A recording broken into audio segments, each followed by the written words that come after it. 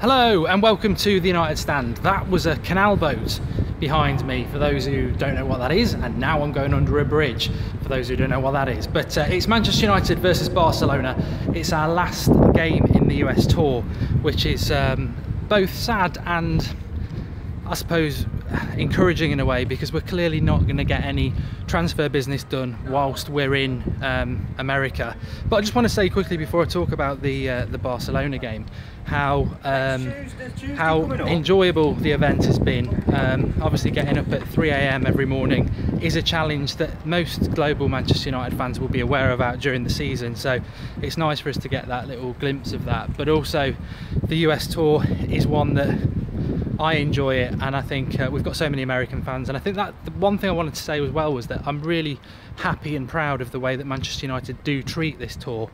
I think you compare to Real Madrid, their first game on the tour, you know, I think they lack respect, to be honest, in many ways, but they lack respect in the way that the first half they put their best team out, and then in the second half it was reserves. Whereas we look at Manchester United throughout this tour and throughout previous tours, we do, although it is part of preparation for the most important thing, which is the Premier League season and Europe and Champions League, we do respect the fact that these are fans who are getting to see United in the flesh, and we do put out a decent side. Even though it's a bit of a mix, we do put out a decent side, and as I say, Real Madrid sort of killed that game at the weekend with their reserves putting out. But I fully expect that, again, Barcelona are a club of class, and they will put a decent team out. And I think it's a warning to Manchester United, which I'll come to in a minute, in relation to that Barcelona game.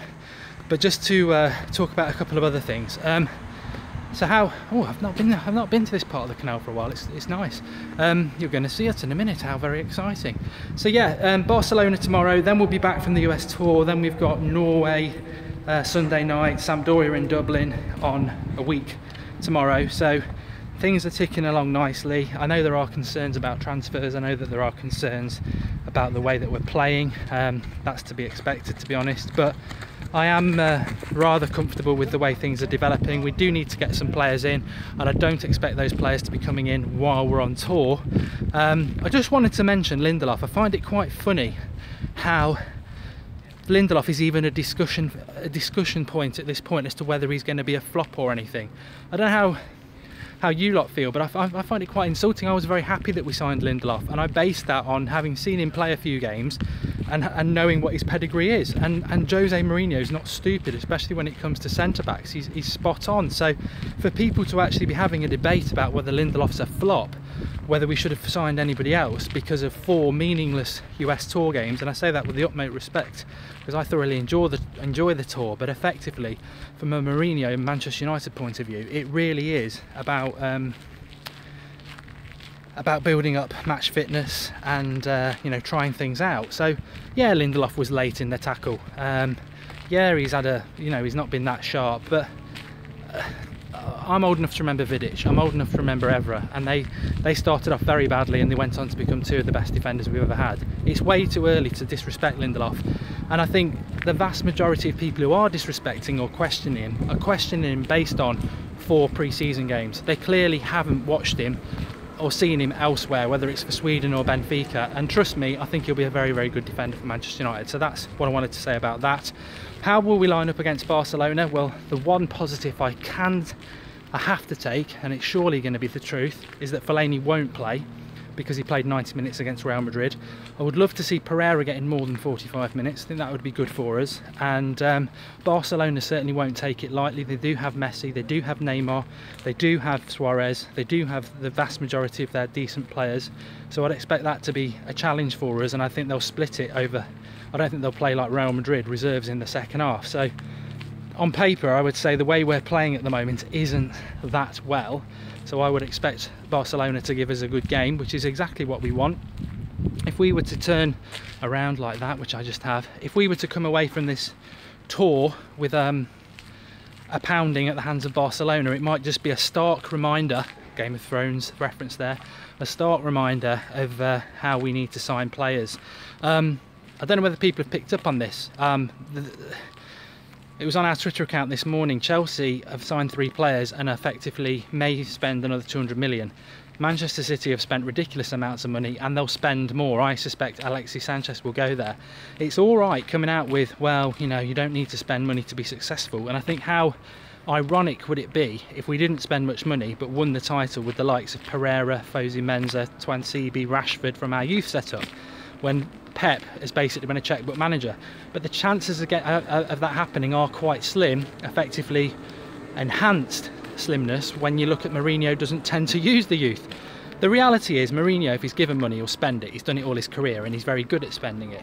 But we're clearly not being backed in the market. Now, I've had people contacting me, because I do read your comments, saying, well, you know, we shouldn't be held to ransom. We're not going to be held to ransom by this market, and we are spending effectively.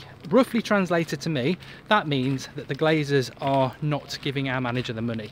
I don't know whether people realise this, but yes, we spent money on Pogba last year, but Pogba, the £90 million fee, in comparison to our net profit last year, the Pogba fee was about 10 to 15% of our net profit.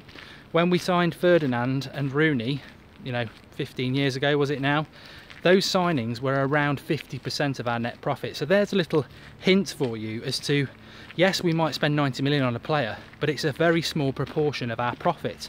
Whereas when we bought Rooney, it was nearly half our profit. So in those days, we were spending nearly half of our profit on players, which is exactly how it should be. So even spending 90 million on a player or 75 million on Lukaku, it's a very small fraction of our profit. Our profit should at least be up to about 40% being spent on players, which would be equivalent of what Man City are spending, about £300 million. So Mourinho is not being backed by our club, and you know, that is a concern as we go into this season, because we'll get, you know, we are in 6th place. We're in 6th place effectively from last season. We've got a big gap to close, and everybody else who finished above us, especially in relation to Chelsea and City, are improving and buying more than we are.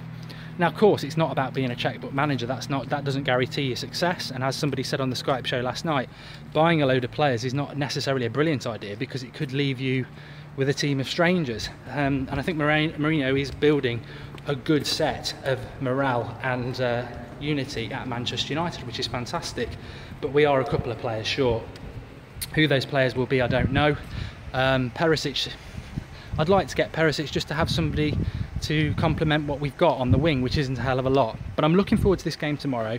I think it concludes what has been a mixed US tour, but ultimately a positive one, because it's given us an opportunity to visit our American fans, and we've put on a decent show. Whilst the football's not been amazing, it will stand us in good stead. We're getting closer to the real kick-off, which is when we really get judged.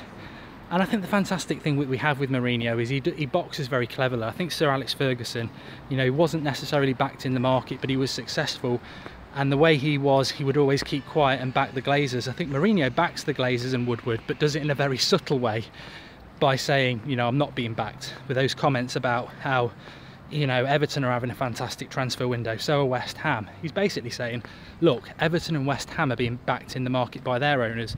I'm a Manchester United manager and I'm not getting what I would have. So that's going to be interesting. The Barcelona game kicks off at midnight tomorrow night, so we'll be live with that, with the watch along. Looking forward to it. Last one, Barcelona. I think it will be the best game, because it's not their first pre-season game like Real Madrid. They've played a game already. They played Bayern Munich at the weekend, who are currently beating Chelsea 2-0. So that will be an interesting one, and I am looking forward to it. So a very quick whirlwind tour. I just need to ask, sort of give you how I think United will play tomorrow. I'm not too sure what the update is with Herrera's injury, so I'd expect Pogba to play, Lukaku to play, Martial to play, Pereira hopefully will play. It'd be interesting what he does with Lindelof. I would play Lindelof. I back Lindelof, and I'll be amazed if I'm not standing here at the end of the season saying, remember all those people who judged Lindelof off 3 or 4 pre-season games, and look what he is now. He's got the raw ability. I just think he looks like a fresh out of the box player where everything's new to him. I think he'll be absolutely fine. Look, you can't judge somebody like Lindelof off 3 or 4 pre-season games. If you want to judge if you want to judge Fellaini off 4 years, then go ahead. I certainly have. It's not good enough, but judging somebody off 3 or 4 games is really flippant, and it's not what we want to be doing. Thanks everybody for watching. Drop a like on the video, Give us your comments below. What are you, I mean, generally I want to know, what has your thoughts been about this US tour? For me, in relation to the tour itself, 10 out of 10. I've loved the atmosphere, I've loved the feel of getting up, you know, even as a fan who's in the UK, I've loved doing the watch-alongs, I've loved getting up in the middle of the night doing it. There's been a great community that you only really get in the summer around Manchester United, which is fantastic. It's been disappointing that we haven't really signed anybody on this tour, but I predicted that you very rarely sign players on tour, so it's all been on hold, so it'll be nice to get back. The football has been mixed. Not particularly, you know, LA Galaxy, the formation was good, but how good were LA Galaxy? Real Salt Lake was disappointing, you know.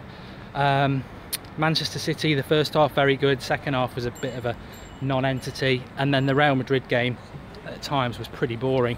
So hopefully we can finish the tour with a decent game. Barcelona are a decent side. But all in all, I've enjoyed the tour, and it'll be sad to go, but it's all building up to the main event, which is the Premier League. So thanks for watching, drop a like, give us a comment, and we'll be back tonight at 8 o'clock with, it's Tuesday, so Tuesday means Rodney will be on with his velvet tones. So it's Rodney tonight at 8 o'clock on the United Stand. This is your preview. Give us your comments, lots to discuss, and I'll speak to you all later. Thanks for watching, and a tour along the canals of Birmingham, which is very pleasant in this sunny weather.